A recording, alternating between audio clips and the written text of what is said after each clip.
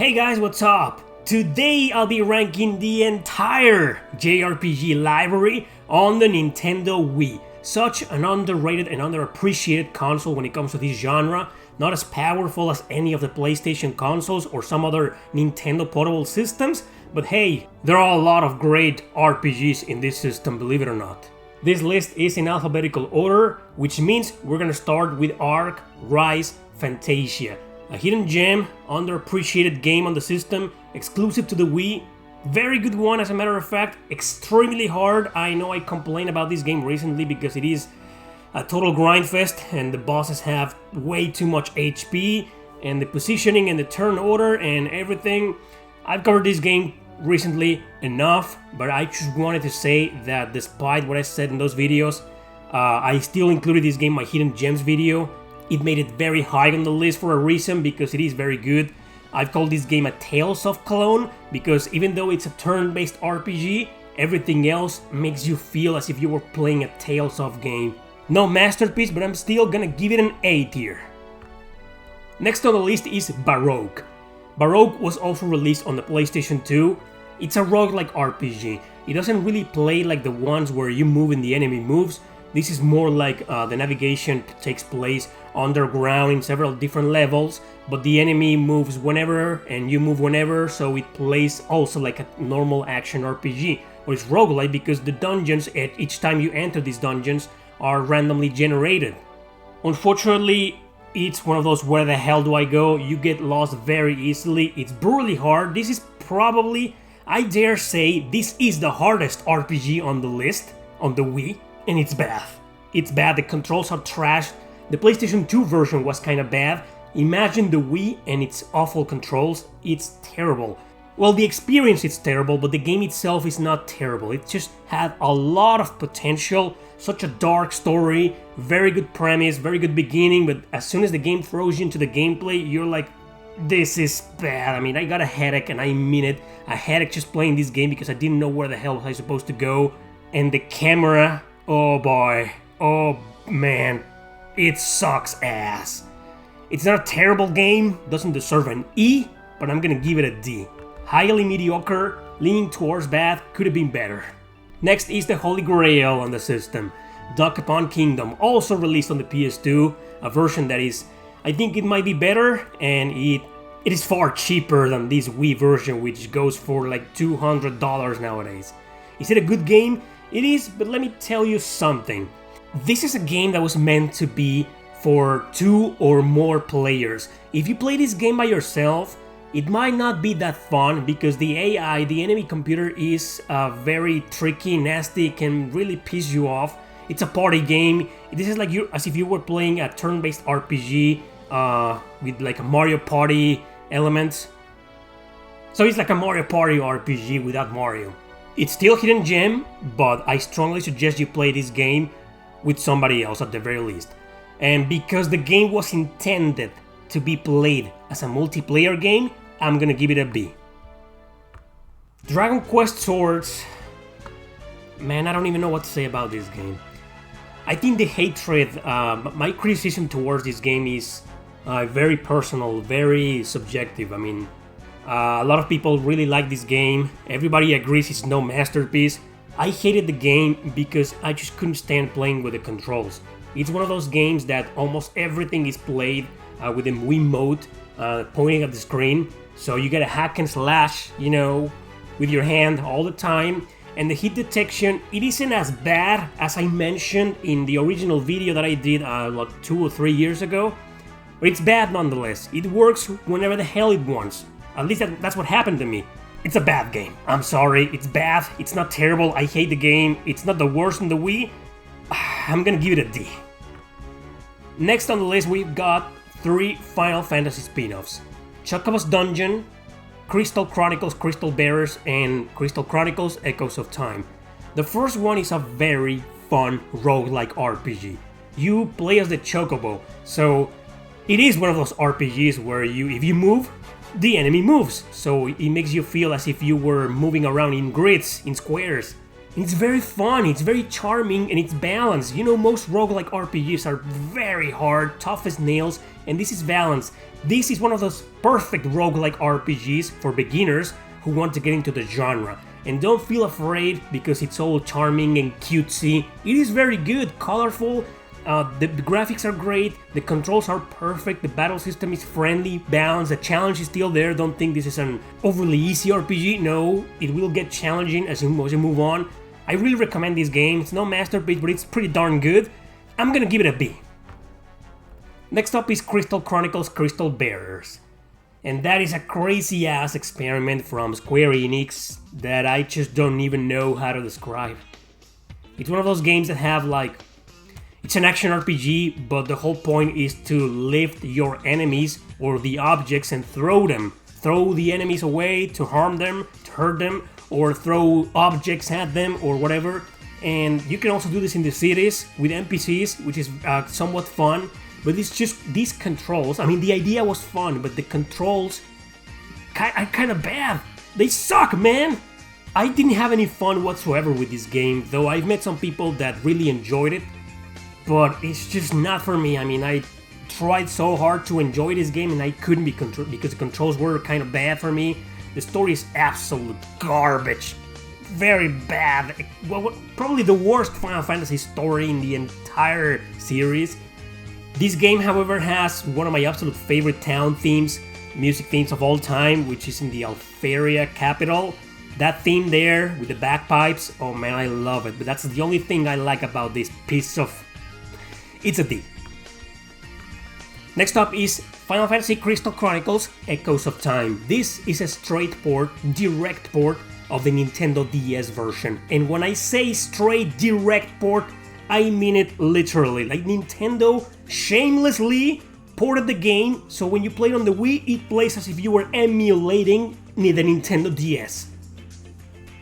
Like, you got both screens in there. Like, they couldn't bother thinking of something like some kind of remaster or, you know, full screen game. No, they just emulated the game. Well, it's not a bad game, and once again, this was meant to be played on multiplayer because it's a quest-driven dungeon crawler RPG, action RPG, but I played this by myself on the Nintendo DS. Man, what a boring adventure. At the beginning it was fun, I was like, hey, I'm liking this, but like 3 or 4 hours later, I was falling asleep.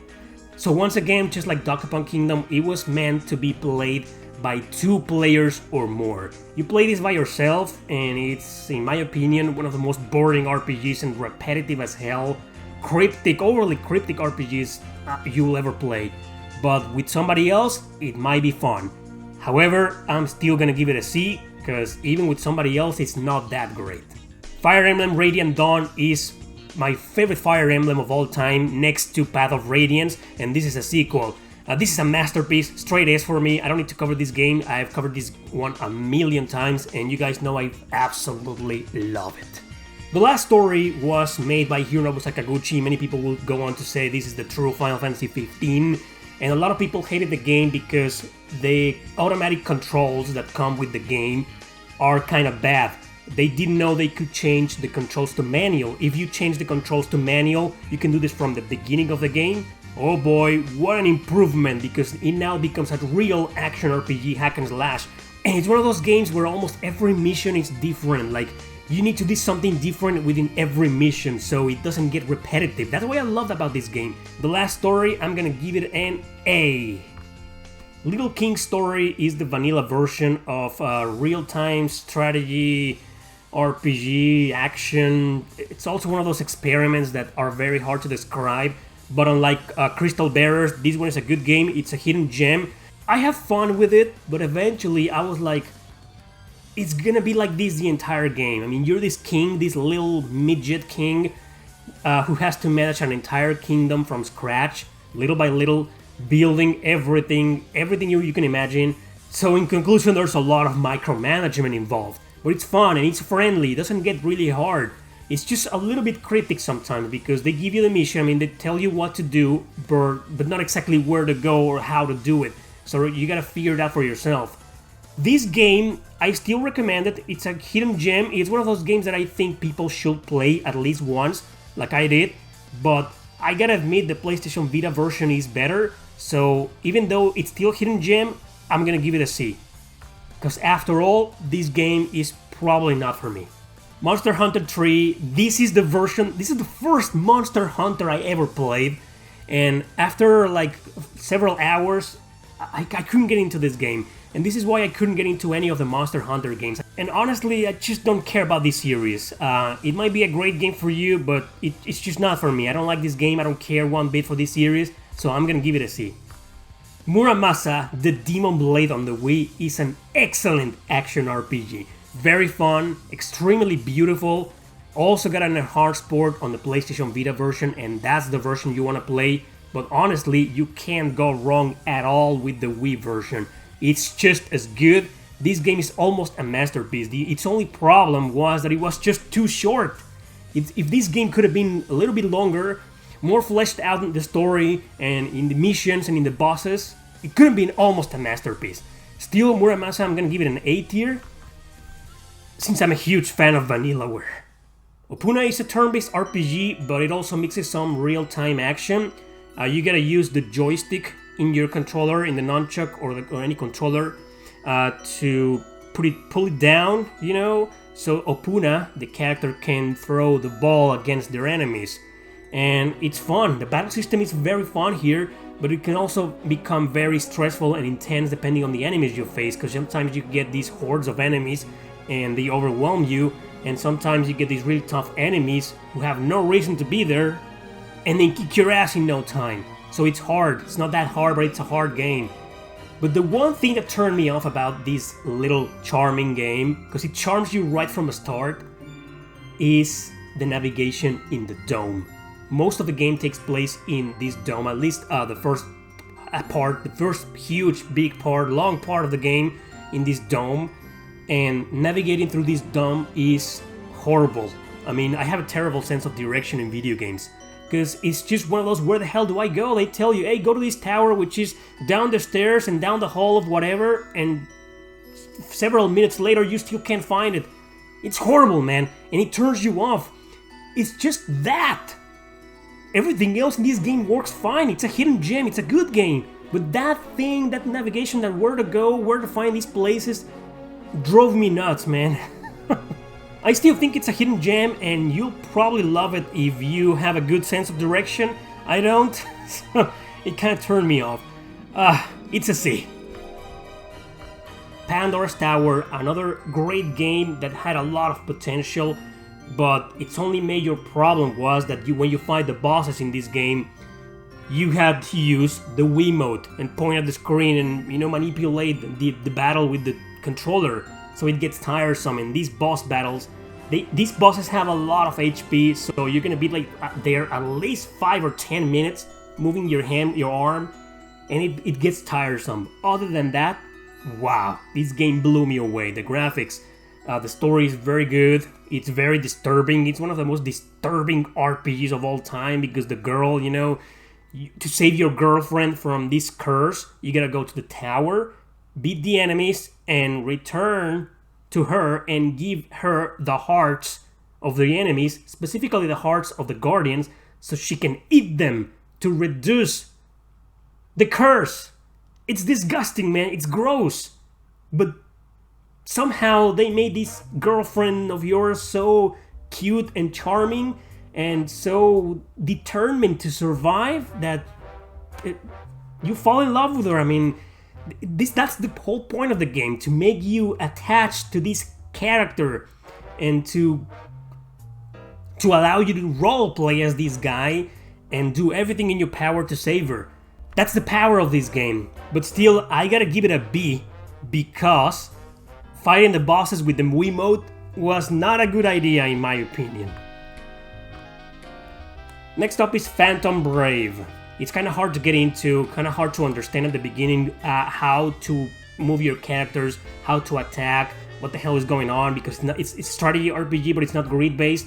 It's a spin-off, well, not a spin-off, it's part of the Disgaea universe, but it doesn't play like the Disgaea games. It's different. So to get used to this game, you really need to practice, pay attention, and yabra yabra yabra. The thing is that it's a very hard game, and that's the reason why a lot of people stayed away, because the battle system is a little bit convoluted, hard to get into. Even so, if you manage to understand I guarantee you'll have a lot of fun. Again, it's no masterpiece, but I think it's a great game. The best version to play of this game, I think it might be the PSP version, but the Wii version is just as good in my opinion. Phantom Brave, it's a B. Coming up, we've got the two Rune Factory games on the Wii. Rune Factory Frontier and Tides of Destiny. I'm not a Rune Factory guy, I don't like Harvest Moon, there's a couple of Harvest Moon games here, and I don't consider Harvest Moon as an RPG. So Rune Factory was kind of created to give the player the feeling they were playing an action RPG. However, Rune Factory Frontier, it may have a lot of fans. I didn't like this game one bit. It isn't bad at all.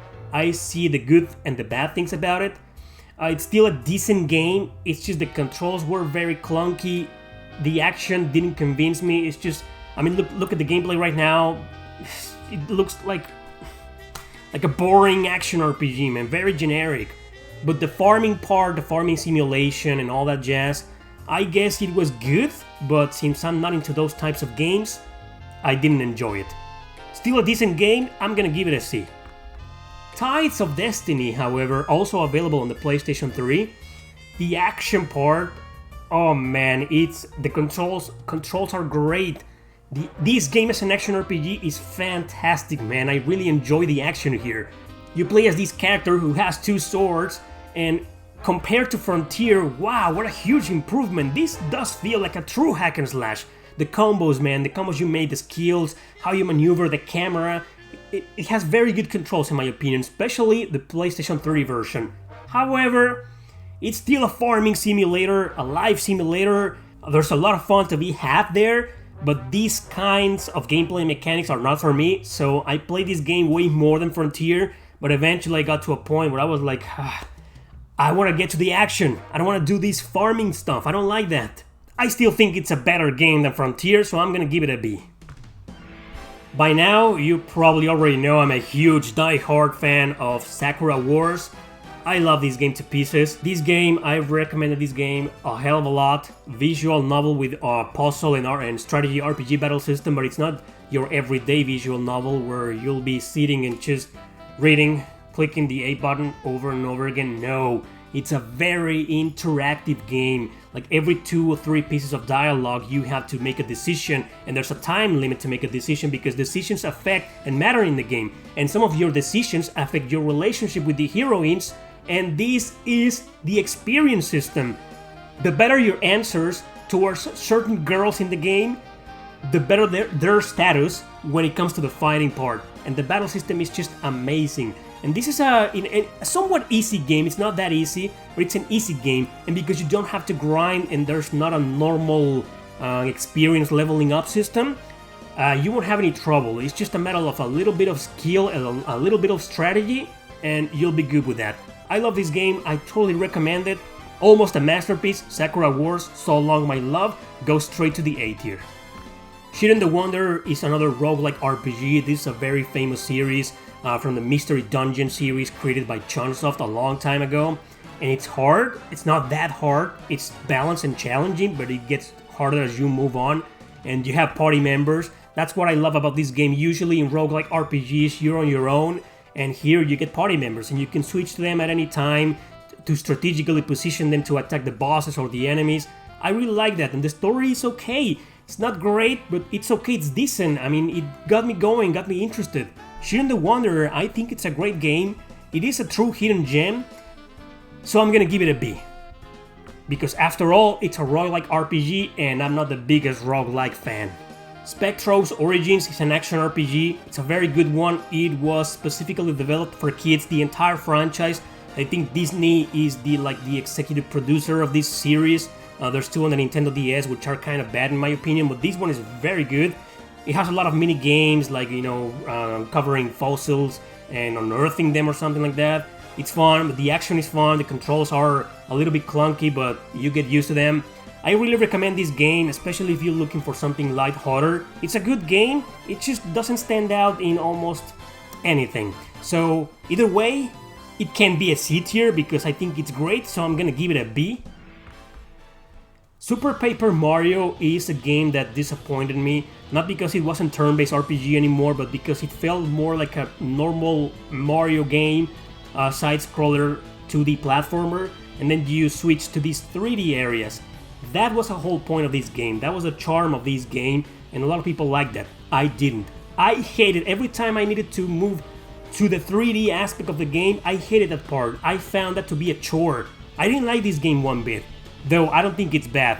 But I do believe, as an action RPG, it just pales in comparison to a lot of action RPGs in existence, even the ones that are 2D. So Super Paper Mario, not for me. I'm gonna give it a D. Tales of Symphonia 2, Dawn of the New World. I love this game to pieces. I beat this Wii version 2 times. It's a B tier. I love this game. I don't care what you say. Hate it all you want. I don't, and you'll never convince me. Valhalla Knights, The Eldar Saga. There's only one Valhalla Knights game that is good on the PlayStation Vita. Valhalla Knights 3. That's the only one you want to play. All the others are either bad or mediocre. This is no exception.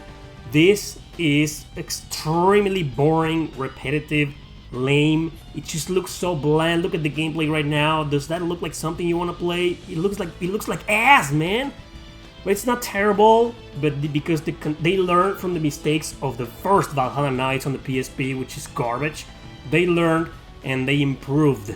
So, like I said, it's not terrible, but it's just a game that it's just there. A D tier. And last but not least, Xenoblade Chronicles, everyone's favorite, the game that should be the S tier and the absolute best RPG on the Wii. Not for me, because I prefer the definitive version on the Switch. This is the one I'll probably be playing and finishing, and forget about the Wii version. Now, the vanilla version is a masterpiece for a lot of people, but you know how I feel about the game. It's still an excellent game, it's just not for me. I'm gonna stick with that other version. So I'm gonna give it an A.